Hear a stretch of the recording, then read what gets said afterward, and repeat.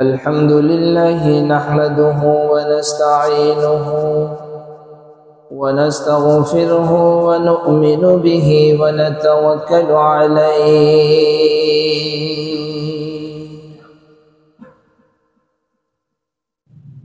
ونعوذ بالله من شرور أنفسنا ومن سيئات أعمالنا من يهده الله فلا مضل له ومن يضلله فلا هادي له ونشهد أن لا إله إلا الله وحده لا شريك له ونشهد أن سيدنا وسندنا وحبيبنا وطبيبنا ومرشدنا ومحبوبنا ومولانا محمد صلى الله تعالى عليه وعلى آله وأصحابه وبارك وسلم أما بعد فأعوذ بالله من الشيطان الرجيم بسم الله الرحمن الرحيم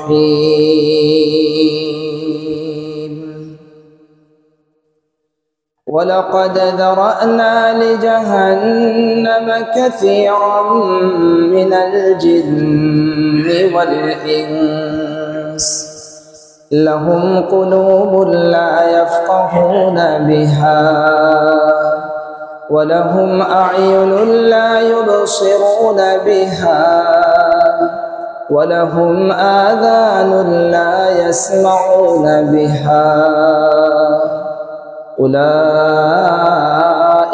كالأنعام بل هم أضل أولئك هم الغافلون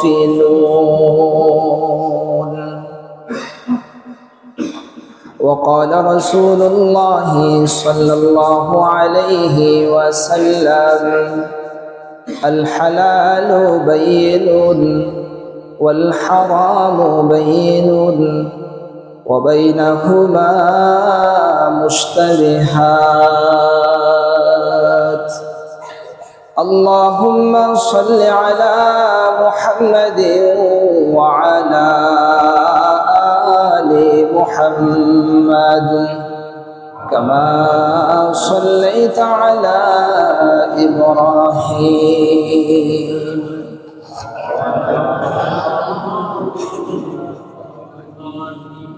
إنك حميد مجيد اللهم بارك على محمد وعلى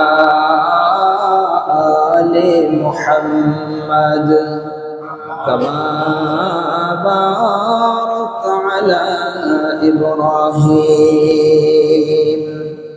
وعلى آل إبراهيم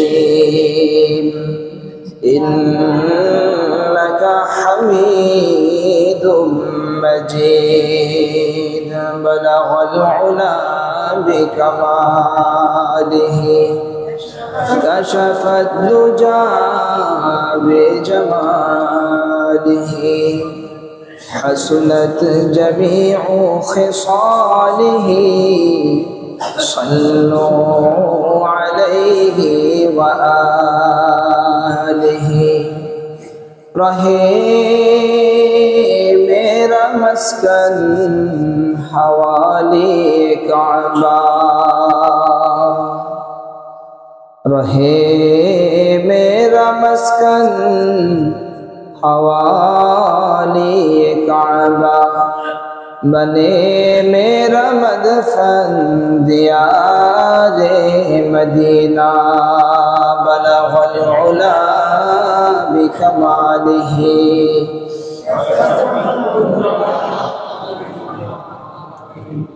हसनत जमीउ खिसालिही सल्लु अलैहि व आलिहि सुब्हानक ला इल्म लना इल्ला मा अल्लमतना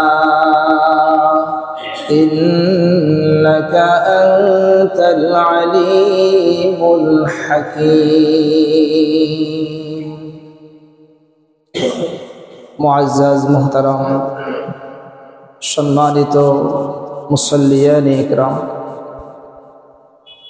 আল্লাহ পাক রব্বুল আলামিনের মহান দরগাহে অসংখ্য অগণিত শুকরিয়া যে আল্লাহ পাক রব্বুল আলামিন দুনিয়ার মধ্যে সবচেয়ে সেরা জায়গা, দুনিয়ার মধ্যে সবচেয়ে ফজিলতপূর্ণ জায়গা, দুনিয়ার মধ্যে সবচেয়ে উৎকৃষ্ট জায়গায় আল্লাহ পাক রব্বুল আলামিন আমাদেরকে নিয়ে আসছে।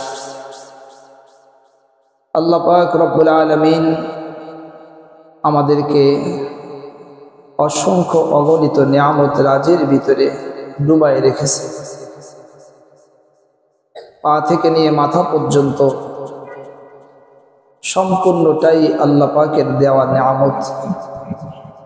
আমরা যে সমস্ত জিনিসের দিকে নজর দেই, দৃষ্টিপাত করি, এগুলো সবই আল্লাহ পাকের দান। যেগুলো আমরা দেখি না, যেগুলো আমাদের দৃষ্টির বাইরে, আমাদের চিন্তার বাইরে, সেগুলো আল্লাহ পাকের নিয়ামত, আল্লাহ পাকের দান। এই অসংখ্য অগণিত নিয়ামত যে মহান মালিক আমাদেরকে দিলেন, সেই মহান মনিবের দরবারে কালিমাতুশ শুকর আদায় করে সকলে পড়ছি আলহামদুলিল্লাহ। আল্লাহ পাক রব্বুল আলামিন আমাদেরকে দুনিয়াতে চিরকালের জন্য বানান নাই এবং চিরকালের জন্য পাঠান নাই। কি বলেন, ঠিক না? এখানে আমরা চিরকালের জন্য আসি, আর এই জায়গা নিয়ে আমাদের চিরকালের চিন্তা করাটাও চরম ভুল। এই জায়গার জন্য চিরকালের চিন্তা করা, এটা হলো একজন মানুষের সবচেয়ে বড় ভুল, হলো এই জায়গার জন্য চিরকালের চিন্তা। কি বলে? এই জায়গাকে আল্লাহ তাআলা চিরকালের জন্য আল্লাহ তাআলা বানান নাই,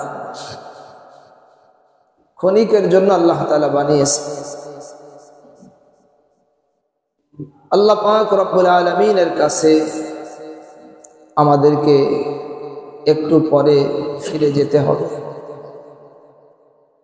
এই দুনিয়াতে আল্লাহ তাআলা আমাদেরকে যে পাঠিয়েছেন, এখানে আমাদেরকে আল্লাহ তাআলা কিছু কাজ দিয়ে পাঠিয়েছে।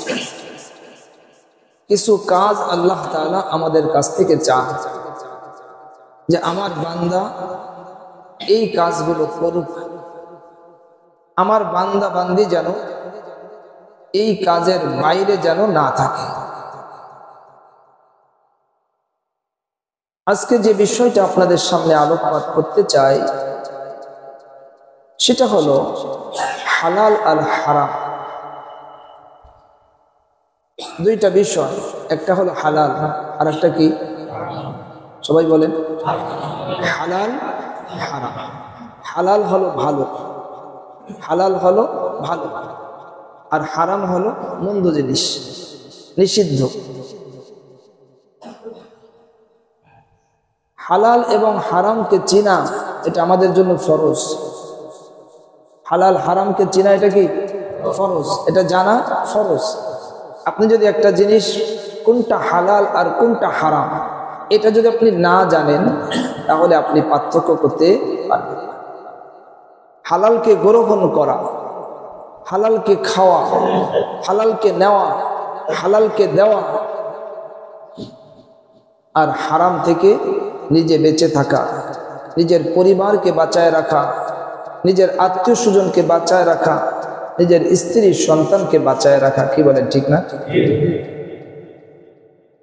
আল্লাহ পাক রব্বুল আলামিন আমাদের জন্য হাজারো লাখো জিনিস দিয়েছেন যে তোমরা এইগুলো ব্যবহার করো, এইগুলো তোমরা খাও, এগুলো সব হালাল। কিন্তু আমাদের একটা বড় সমস্যা হলো এই, আমরা হালালকে হারাম বানাই খাওয়াকে পছন্দ করি। জোরে বলেন নাউজুবিল্লাহ। হালালটাকে আমরা নিতে চাই না, হালালকে হারাম বানায় খেতে চাই, হালালকে হারাম বানায় খেতে চাই। হালালকে তো হারাম বানানো যাবে না, হালালকে হালাল রাখতে হবে। আর হারাম যেটা আল্লাহ তাআলা করেছেন এটা আমাদের ভালোর জন্য না মন্দের জন্য? সবাই বলেন। অনেক সময় আপনি রাস্তায় বের হয়েছে, আপনার সঙ্গে আপনার ছোট্ট বাবু, ছোট্ট শিশু সন্তান, অল্প বয়সী, সে বিভিন্ন জিনিস যা দেখে তাই নিতে চায়, তাই খেতে চায়। কিন্তু আপনি যেহেতু বুদ্ধিমান, আপনিও যা নিতে চাবে তা তো আপনাকে দিবেন না, কি বলেন ঠিক না? অনেক জিনিস যেটা দেখে সেটাই নিতে চায়, যা দেখে তাই নিতে চায়। আপনি তো এর চাইতে আরো ভালোটা তাকে দিতে চাচ্ছেন, যে এটা নেওয়া যাবে না, তোমার এর চাইতে আরো ভালোটা দিবে। একটা জুতার দোকানে গেছেন, যেটা দেখে সেটাই নিতে চায়, লাল লাল দেখছে, একটু পিক পাক করে, ওইটা নিতে চায়। আপনি তো জানেন যে এটা হলো 10 টাকার জিনিস, আপনি তো ওরে দিবেন 500 টাকা, 1000 টাকা, 2000 টাকার জিনিস, যেটা টেকসই হবে, ভালো থাকবে, নষ্ট হবে না, কি বলেন ঠিক না? আল্লাহ তাআলা তিনি আমাদের জন্য যা নির্ধারণ করেছেন, আমাদের জন্য যেটাকে হালাল ঘোষণা করেছেন, এটা আমাদের জন্য কল্যাণকর। আর যেটাকে হারাম ঘোষণা করেছেন ওটা আমাদের জন্য অকল্যাণকর, ওটা আমাদের জন্য মন্দ, ওটা আমাদের জন্য খারাপ। এই জন্য আল্লাহ তাআলা ওইটাকে নিষেধ করেছেন। জোরে বলেন সুবহানাল্লাহ। কিন্তু আমরা বুঝে হোক না বুঝে হোক, আমরা ওই ঘুরে ফিরে সেই হারামের ভিতরে চলে যাচ্ছি, কি কথা বলেন? আবার অনেক সময় দেখা যায় আমরা যারা মুসলমান, আমরাই আবার এমনই ভাবি বা এমনই কথা বলেও ফেলি যে এখন কি আর হালালের ভিতরে থাকা কি সম্ভব? হালালের ভিতরে কি সম্ভব? 100 বার না 100 বার সম্ভব। জোরে বলেন সুবহানাল্লাহ। সিদ্ধান্ত নিতে হবে আপনার যে আমি হালালের ভিতরে থাকব। এবং পূর্বের ইতিহাস আমাদেরকে পড়তে হবে। কালামে পাকের ভিতরে আল্লাহ তাআলা ইতিহাস বয়ান করছে। আমরা আর কতটুক পরিস্থিতির ভিতরে আছি, কতটুক পরিস্থিতির শিকার। ফিরাউনের একজন স্ত্রী ছিল, নাম মনে আছে আপনাদের? কি বলেন তো? হযরতে আসিয়া রাদিয়াল্লাহু তাআলা আনহা। হযরতে আসিয়া কত কঠিন পরিস্থিতির ভিতরে ছিলেন, সেই তুলনায় আমি আপনি কি পরিস্থিতিতে আছি? সেই তুলনায়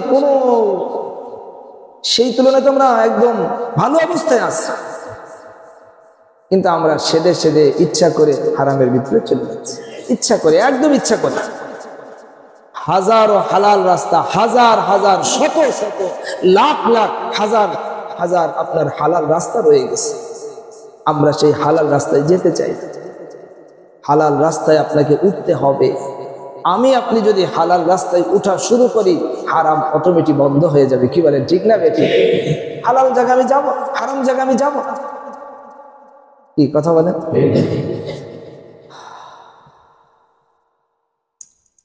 দুনিয়াতে চলতে গেলে প্রত্যেকটা মানুষের টাকার দরকার হবে, কি বলেন ঠিক না? আপনি একটা চা যদি খেতে যান টাকা লাগে, আপনি যদি পান খেতে যান টাকা লাগে, আপনি যদি নাস্তা খেতে যান টাকা লাগবে, অর্থ লাগবে। অর্থ ছাড়া মানুষ দুনিয়াতে চলতে পারবে না। একটা মিনিটও মানুষ অর্থ ছাড়া চলতে পারবে না। সবাই কথা বলে। একটা বাসায় থাকবেন, অর্থ লাগবে না?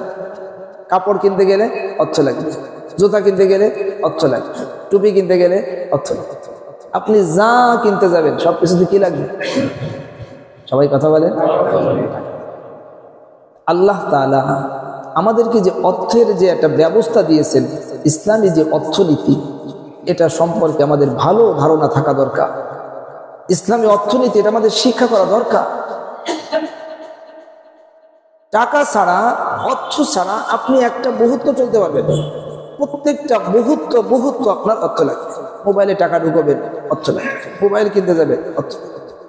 যা করতে যাবেন, অর্থ লাগে। আল্লাহ তাআলা হালাল রাস্তা দিয়েছেন, আবার হারাম রাস্তাও আছে।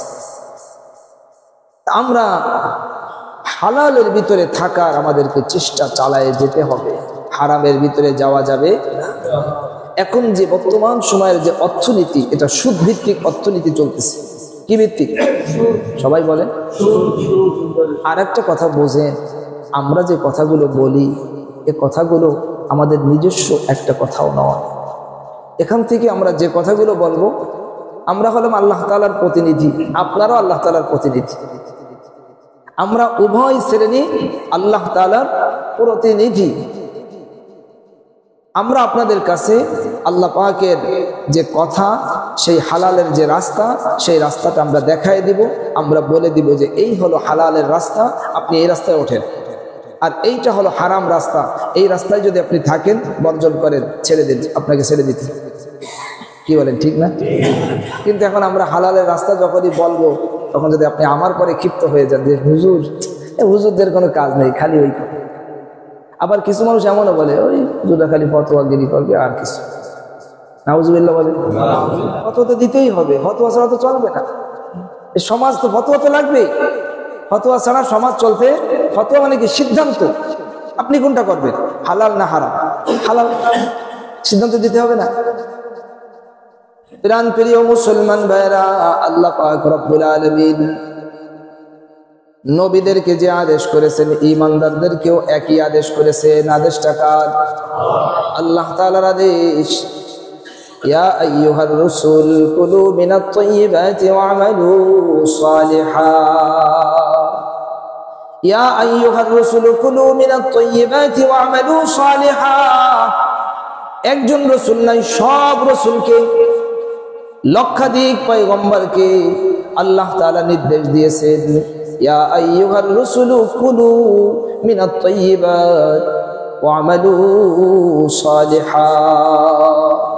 হে রাসূলগণ, তোমরা পুত পবিত্র হালাল খাদ্য, হালাল জিনিস গ্রহণ করো, আর হলো নেক আমল করো। এই নির্দেশটা আল্লাহ তাআলা সব রাসূলকে দিয়েছেন। সুবহানাল্লাহ বলেন। হযরত আদম আলাইহিস সালাতু ওয়াস সালাম থেকে নিয়ে আমাদের নবীজি সাল্লাল্লাহু আলাইহি ওয়াসাল্লাম পর্যন্ত সমস্ত নবীকে আল্লাহ তাআলা নির্দেশ দিয়েছেন। কি নির্দেশ? সবাই বলেন। হালাল পুত পবিত্র খাবার, পুত পবিত্র জিনিস, এটাকে তোমরা গ্রহণ করো আর নেক আমল করো। আল্লাহ তাআলা এই একই নির্দেশ ঈমানদারদেরকেও দিয়েছে। ইয়া আইয়ুহাল্লাযীনা আমানু, ইয়া আইয়ুহাল্লাযীনা আমানু কুলু মিন তাইয়্যিবাতি মা রাযাকনাকুম। ও ঈমানদারেরা, যারা আমি আল্লাহকে বিশ্বাস করো, আখিরাতকে বিশ্বাস করো, কিতাবের প্রতি বিশ্বাস রাখো, কিয়ামতের প্রতি বিশ্বাস রাখো, কবরের আযাবের প্রতি বিশ্বাস রাখো, জান্নাতের প্রতি বিশ্বাস রাখো, জাহান্নামের প্রতি বিশ্বাস রাখো। এই বিশ্বাস যারা রাখে তারা হলো ঈমানদার। আর যারা এই পরকালীন বিশ্বাস রাখে না, তারা হলো বেঈমান। তারা কি? তাদের ঈমান নেই, তাদের বিশ্বাস নেই। আমরা যারাই এখানে আছি, আমরা সবাই এটা বিশ্বাস করি। কি বলেন, ঠিক না? এমন কি কেউ আছেন যে হুজুর না, আমি কবরে আযাব বিশ্বাস করি না? এমন কি কেউ আছেন আমি কিয়ামত হবে বিশ্বাস করি না? এমন কি কেউ আছেন যে জান্নাত আছে বিশ্বাস করি না? এমন কি আমরা কেউ আছে জাহান্নাম আছে বিশ্বাস করি না? এগুলো আমরা সব বিশ্বাস করি।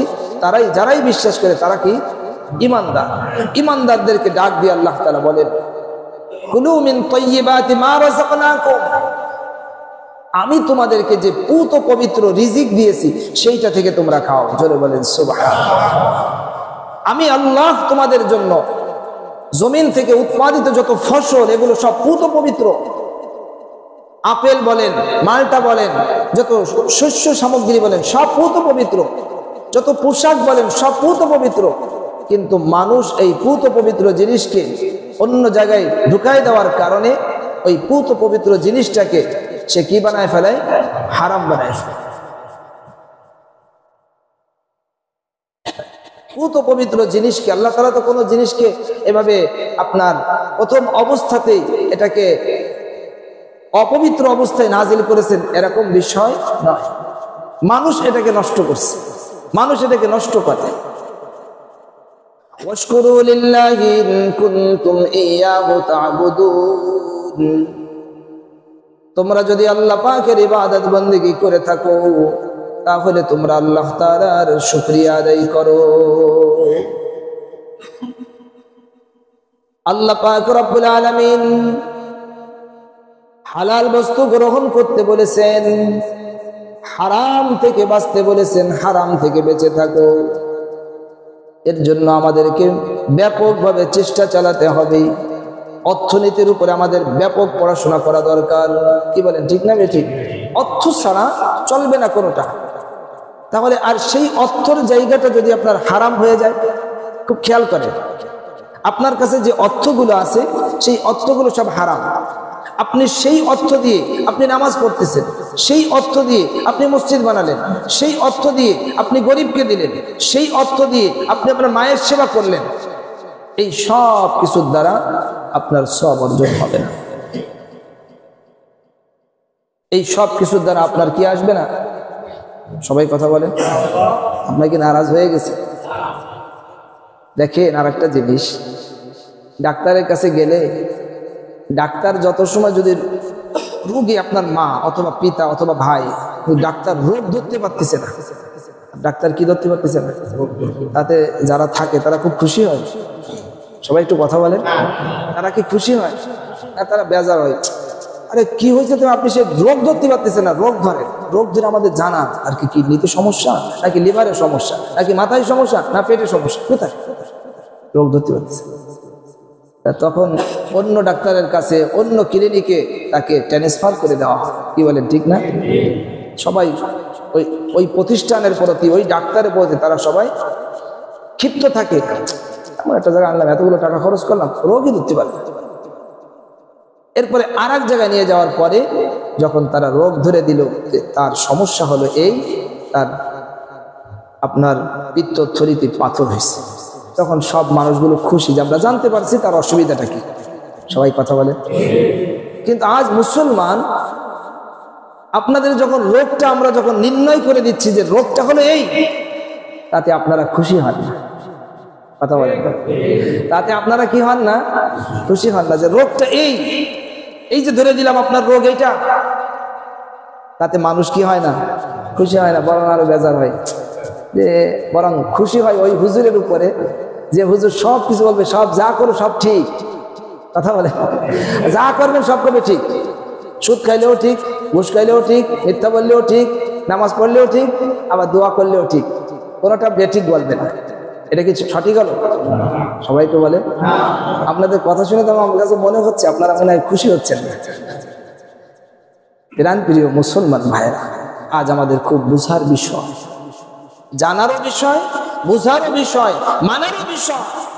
মানতেই হবে, না মানলে জাহান্নাম ছাড়া আর কোনো জায়গা হবে না। কেন আমি হারামের ভিতরে যাব? আজ ইসলামী অর্থনীতি মানে আপনার যে আজকে বর্তমান যে আপনার অর্থ যে ব্যবস্থা, খুব চিন্তা করতেছি, এটা নিয়ে খুব চিন্তা করতেছি। আজ যারা জেনারেল পড়াশোনা, তারা তো এইভাবেই মনে করেন পড়াশোনার আমাদের সবচেয়ে বড় যে ক্ষতিটা, সেটা হলো আমাদের শিক্ষা ব্যবস্থায় সবচেয়ে বড় অসুবিধা। কোন জায়গায়? সবাই কথা বলেন। শিক্ষা ব্যবস্থায় ওখানে ইংলিশ টিংলিশ এটা দিয়ে রাখছে, কিন্তু ওখানে হালাল হারাম এটার কোনো শিক্ষা নেই। যেভাবে থাকা উচিত, যেই মানুষটা মনে করেন সেই ইংলিশ যত শিক্ষা সে একদম মাস্টার্স কমপ্লিট করছে, কিন্তু কোনো জায়গায় সে ওইটা শেখে নাই, হালাল হারাম কিভাবে হয় ওটা শেখে। সে খালি জানে কেমনে কোন জায়গাতে কোন ব্যাংকে কিভাবে এখানে 50 লাখ দিলে কিভাবে 1 কোটি হবে, 1 কোটি দিলে কিভাবে 5 কোটি হবে, ওই সব শিখছে। কিন্তু কোনটা হালাল হবে কোনটা হারাম হবে এটা ফরজ ছিল তার উপরে, এটা সে শেখে নাই। এত বড় শিক্ষিত মানুষ হয়েও তার দ্বারা এই কাজটা হচ্ছে।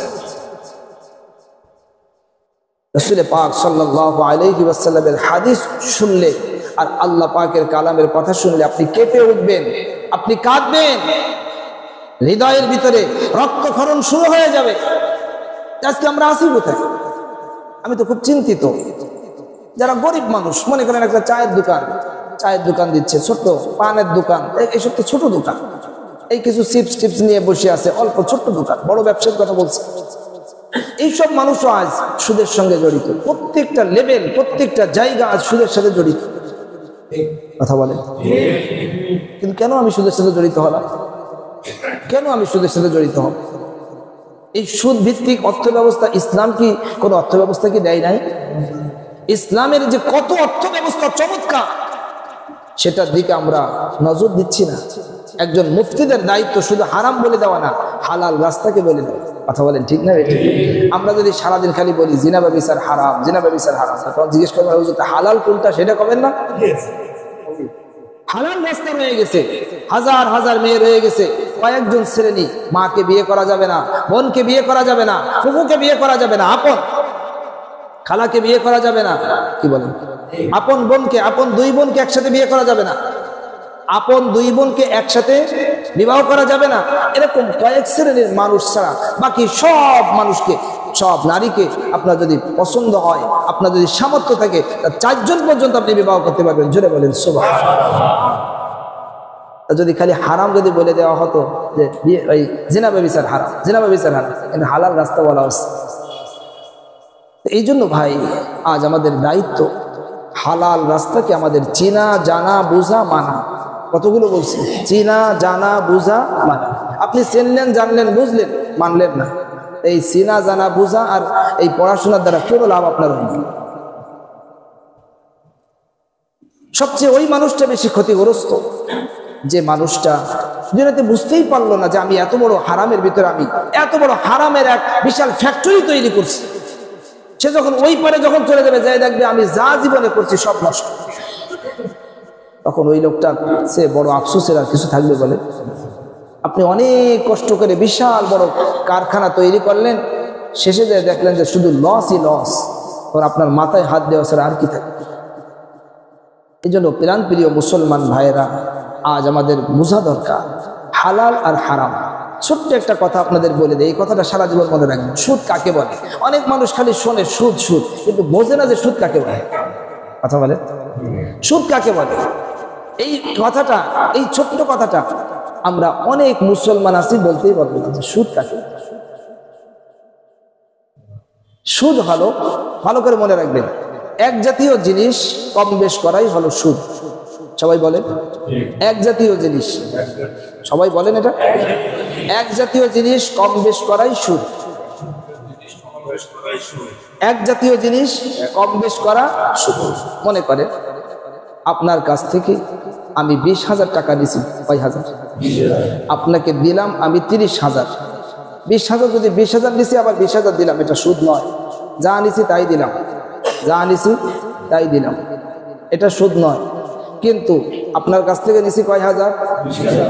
আপনাকে দিলাম 30,000 অথবা 25,000, তাহলে 20-এর থেকে কি বাড়ছে না কমছে? বাড়ছে। 20-এর থেকে বেশি। এক জাতীয়, এটাও টাকা ওটাও টাকা। যে 20,000 নিছি এটা টাকা, যে 25,000 দিলাম বা 30,000 দিলাম ওটাও কি টাকা। এক জাতীয় জিনিস কম বেশ হয়েছে? সবাই কথা বলেন। এক জাতীয় জিনিস যখন কম বেশ করা হবে এটা সুদ। আপনার কাছ থেকে আমি ধান নিছি 1 মণ, কয় মণ? ভাই বারান্দায় যারা আছেন, দোতলায় যারা আছেন, খুব ভালো করে কথাগুলো শোনেন, হৃদয়ের কান দিয়ে শোনেন ভাই। শুধুমাত্র নামাজ পড়ে আপনি হাঁটা দিবেন হয়ে যাবে না। নামাজ তো পড়তে হবে, কিন্তু এর আগে আমাদের অর্থনীতিকে ঠিক করতে হবে। তার কারণ আমাদের জীবনের সমস্ত ইবাদত বন্দেগী অর্থের সাথে জড়িত। আমাদের জীবন অর্থের সাথে জড়িত। অর্থ ছাড়া একটা মিনিট চলে না। এই জন্য শয়তান, ইহুদি, খ্রিস্টান আর নামধারী মুসলমান সবাই ওই অর্থের জায়গাটাকে নষ্ট করে দিচ্ছে। যাতে মুসলমান নামাজ পড়বে, মুসলমান দোয়া করবে, দোয়া কবুল হবে না। দোয়া করবে, দোয়া কবুল হবে না।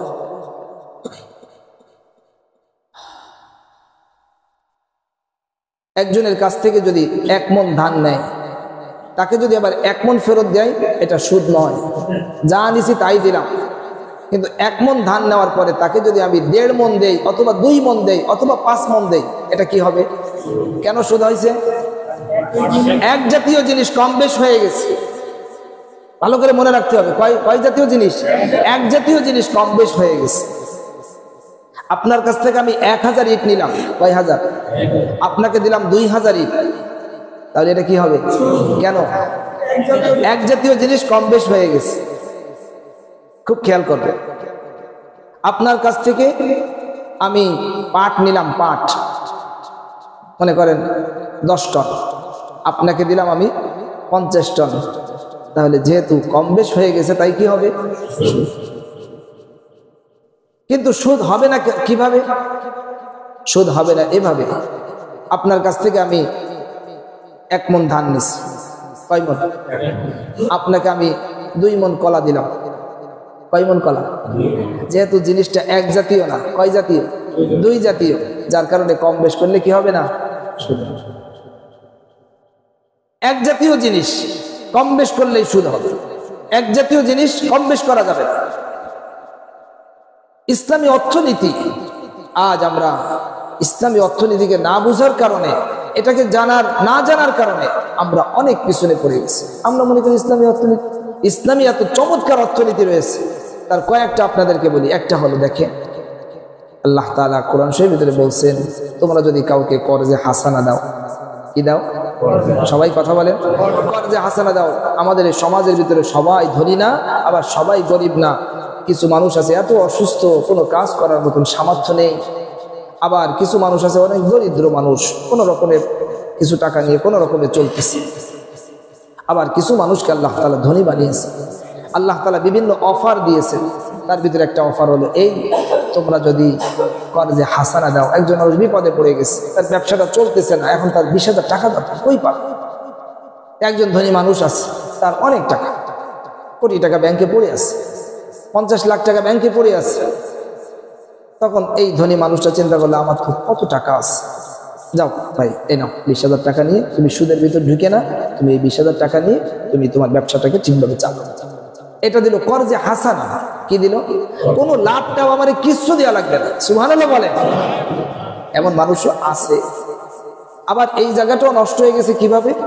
আগে মানুষ অনেক দিত, কিন্তু যারা নেয় আর দিতেই চায় না, ও এটা ভালো লাগে না। এইসব মানুষের কারণে সেই রাস্তাটা বন্ধ হয়ে গেছে। এখন কিছু হলে উনি সব ওই যে সমিতি বাবারা আছে না, সব এসে এসে উপস্থিত। আর এরাও ভাবে যে আর কি লাগবে, মিস্টার সমিতি তো আছে, একটু অসুবিধা হলে নামাজও আসবে না, দোয়াও পারবে না, আগে উনি মিস সমিতি যাই অমনি উপস্থিত। আরে ভাই, এইভাবে যদি চলতে থাকে তাহলে আমরা আযাব আর গজবের ভিতরে থাকবো। এর থেকে আমাদের বের হতেই হবে। কি বলেন, ঠিক না বেঠিক? শুধু আমরা চিৎকার করলে হবে না। আপনারা যারা ধনী আছেন, আপনারা যারা শিল্পপতি আছেন, আপনারা যারা রাজনীতিবিদ আছেন, আপনারা যারা শিক্ষাবিদ আছেন, আপনাদের প্রত্যেকটা শ্রেণী যুবকদেরকেও এগিয়ে আসতে হবে। সবাইকে এই বিষয়ে খুব খেয়াল রাখতে হবে। এই হলো একটা রাস্তা বললাম, কর্জে হাসানার রাস্তা। কি রাস্তা? কর্জে হাসানার রাস্তা। আবার এমনও হতে পারে যে আমার তো ব্যাংকে 50 লাখ আছে, ওইখান থেকে যদি আমার 20,000 টাকা কমে যায়, তারপরেও তো আমার 50 লাখের থেকে মাত্র 20,000 কমছে, আর তারপরেও তো মেলা আছে। কি বলেন, ঠিক না? সে বলে যে ভাই এটা তোমাকে এমনি একদম দিয়ে দিলাম, এটা আর দেওয়া লাগবে না। সুবহানাল্লাহ বলেন না? এমনও সুযোগ কিন্তু আমাদের আছে। আরো একটা সিস্টেম, আরো কত যে সিস্টেম আছে, 2-1টা আপনাদেরকে আজকে বলতেছি। আর একটা হলো, মনে করেন কিছু মানুষ আছে যারা মনে করেন তার 5 লাখ টাকা আছে, 3 লাখ টাকা আছে, 2 লাখ টাকা আছে। আর একটা কথা মনে পড়ছে, সেটা হলো এই ইসলামিক অনেক কাজ আমরা শুরু করি, প্রথম দিকে কাজটা ঠিকভাবে চলে, কিছুদিন যেতে না যেতে ওর ভিতরে শয়তানি ঢুকে, যার কারণে সেই ইসলামিক কাজটা আর থাকে না, নষ্ট হয়। এমন অনেক ইসলামিক কাজ শুরু হয়েছে, শুরু হওয়ার পরে প্রথম দিকে চলতে থাকে আস্তে আস্তে লোভ লালসা এইটা ওটার ভিতরে এমন ভাবে জড়ায় যায়, এরপরে ওটা আর সেই আর ইসলামিক থাকে। যদি ইসলামিক থাকতো ওটা ঠিকভাবে আস্তে আস্তে টুকটুক করে চলতে থাকে। ইসলামের যে এত চমৎকার রাস্তা, যে আপনারাও যারা মোটামুটি অল্প কিছু টাকার মালিক, 1 লাখ টাকা আছে, 50,000 টাকা আছে, আর একজন 20,000 আছে, এরকম 5-10 মিলে তারা বললো যে ভাই আমাদেরও টাকা আছে আর এরাও চায়, এদেরকে সুদ থেকে বাঁচানো আর আমাদেরও কিছু লাভের দরকার। তাদের সঙ্গে তখন ব্যবসায়িক সিস্টেমে চলে আসে। কি সিস্টেম? ব্যবসায়িক সিস্টেম। সেই সিস্টেম হলো এই যে ভাই তুমি তো একটা জিনিস কিনবা, তোমার 10,000 টাকা দরকার, টাকা দিয়ে তুমি একটা ভ্যান কিনবা অথবা অন্য একটা ব্যবসায়িক জিনিস কিনবা, আমরা তোমাকে কিনে দিচ্ছি। ইসলামিক যে সিস্টেম, ব্যাংকিং যে সিস্টেম ইসলামিক, সত্যিকার যেটা ইসলামিক, সেটা হলে এইভাবে হতে হবে। তুমি তো একটা জিনিস কিনবা এই টাকা দিয়ে, কথা বলেন আপনারা, কিনবা না? একটা মনে করেন তারা কোম্পানি হয়েছে 5 জন মিলে যে আমরা 10 লাখ টাকা এখানে এই জায়গায় আমরা খরচ করব, এই জায়গায় মানুষকে সুদ থেকে বাঁচাবো, মানুষকে সঠিক রাস্তায় উঠাবো, আমরাও কিছু লাভ করবো। তারা সামান্য কিছু লাভে, তুমি যে 10,000 টাকা দিয়ে একটা জিনিস কিনবা, আমরা কিনে দিচ্ছি, আমরা তোমার কাছ থেকে মাত্র 1,000 টাকায় এই জিনিসটা তারা নিজেরা কিনবে। তারা সবাই বলেন, তারা নিজেরা কিনবে, ওই জিনিস তাদের নিজেদের কিনতে হবে। কেনার পরে ওটা মালিক, এখন মনে করেন আমরা একটা কোম্পানি তৈরি হয়েছি, 10 জন মিলে একটা কোম্পানি, আমাদের 10 লাখ টাকা আছে, কি আছে, এবং মহল্লার ভিতরে হোক বাইরে হোক গরিব মানুষ আছে, একজনের 20,000 দরকার, আরেকজনের 30,000 দরকার, আরেকজনের 10,000 দরকার, তারা আসছে আমাদের কাছে। এক একজনে এক এক ধরনের অসুবিধা, যে সে এই জিনিসটা কিনতে চায়, একটা বালির ব্যবসা দিতে চায়, আরেকজন আরেকটা ব্যবসা দিতে চায়। ঠিক আছে ভাই, আমরা নিজেরা তোমাদের কাছ থেকে ওই জিনিসটা আমরা নিজেরা কিনলাম, 10 টাকা দিয়েই কিনলাম, কিনে তার কাছে বিক্রি করলাম 12 টাকা, 2 টাকা লাভ করলাম। কথার কথা, এটা ইসলামিক, কথা বলে না। তারা তো এমনি ফিরে দেবে না, তারা অল্প লাভ করলো, সীমিত লাভ। তারা তো এখানে অনেকগুলো টাকা ব্যয় করছে, 10 লাখ টাকা তারা এখানে খাটাচ্ছে, আর ওই মানুষগুলো ওইখানে যেখানে সুদের থেকে আনতে হতো সেখানে মানে ডবল লাভ দেওয়া লাগে, আর এখানে সামান্য কিছু লাভ, এবং এটা বৈধ। সুবহানাল্লাহ বললেন। পুরো সিস্টেমটা তো অল্প সময় আপনাদের বোঝানো হয়তো সম্ভব হবে না, তো মোটামুটি একটু যে ধারণা আপনাদের দিলাম। হালাল অনেক রাস্তা রয়ে গেছে, ইসলামী যে অর্থনীতি এটা ব্যাপক চমৎকার, এটার ভিতরে আমাদের ঢোকা দরকার, এটা আমাদের জানা দরকার, আর এটাকে আমাদের মহল্লায় মহল্লায় সব জায়গার ভিতরে ইসলামী অর্থনীতিকে চালু করে দেওয়া। ইসলামী অর্থনীতি যখন সমাজের ভিতরে চালু হয়ে যাবে, তখন এত গরিব আর গরিব থাকবে না। সুবহানাল্লাহ বলেন। সুদের আর একটা ক্ষতি হলো এই, ধনী আরো ধনী হবে, গরিব আরো ডাউনে যাবে, আরো গরিব হবে। এই জন্য আল্লাহ তাআলা সুদকে হারাম করছে। সুদকে কে হারাম করছে? সবাই একটু জোরে বলে। এটা কোনো মুফতি সাহেব হারাম করছে? মুফতি সাহেবের কোনো অধিকার আছে হারাম করার? হারাম করছেন কে? আমরা মনে করি হালালের মনে হয় কোনো রাস্তা নেই, হালালের শত শত রাস্তা আছে।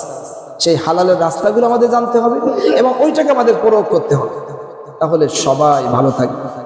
ধনী একটু অত বেশি ধনী হবে না, যদি একজন ধনী যদি বেশি ধনী হয়ে যায় তো অসুবিধা আছে, কথা বলে না। আর গরিব যদি বেশি গরিব হয়ে যায় অসুবিধা আছে, তাহলে তখন আর এক রকমের সমস্যা দেখা দেবে। এদের তো একদম টাকা পয়সা নাই, কি হবে? ছিনতাইকারী শুরু হয়ে যাবে, ছিনতাই বাড়বে। আমাদের দাঁড়াও, এই লোকটারই তো সব টাকা, এটার একটা সাইজ দিয়ে দিই, এটার সাইজ দিয়ে দিই, ওই 5 জন মিললেই তো সাইজ হয়ে গেছে, সাইজ হয়ে গেলে সব হবে। নাউজুবিল্লাহ বলেন। আর সমাজ থেকে সন্ত্রাসী, চুরি, ডাকাতি, ছিনতাইকারী সব বন্ধ হয়ে যাবে। আপনি ওখান থেকে কিছু দিয়ে, আপনার 40 লাখ থাকতেছে, হয়তো 5 লাখ কমে আসলো, তাও আপনার 40 লাখ ধরা থাকবে। সুবহানাল্লাহ বলেন। আর যদি পুরোটা ধরে রাখতে চান, আরো যদি বেশি করতে চান, দেখবেন যে বাড়ি খেয়ে গেছেন কোন জায়গাতে, শেষ। আল্লাহ তাআলা আমাদেরকে হেফাজত করেন, বলেন আমিন। এই জন্য প্রিয় মুসলমান ভাইয়েরা, হাদিস শরীফের ভিতরে রাসূল পাক সাল্লাল্লাহু আলাইহি ওয়াসাল্লাম বলেন, আল হালালু বায়্যিনুন ওয়াল হারামু বায়্যিনুন। হালাল ও স্পষ্ট, হারামও স্পষ্ট, তবে মাঝখানে কিছু বিষয় আছে, হালাল নাকি হারাম সন্দেহযুক্ত।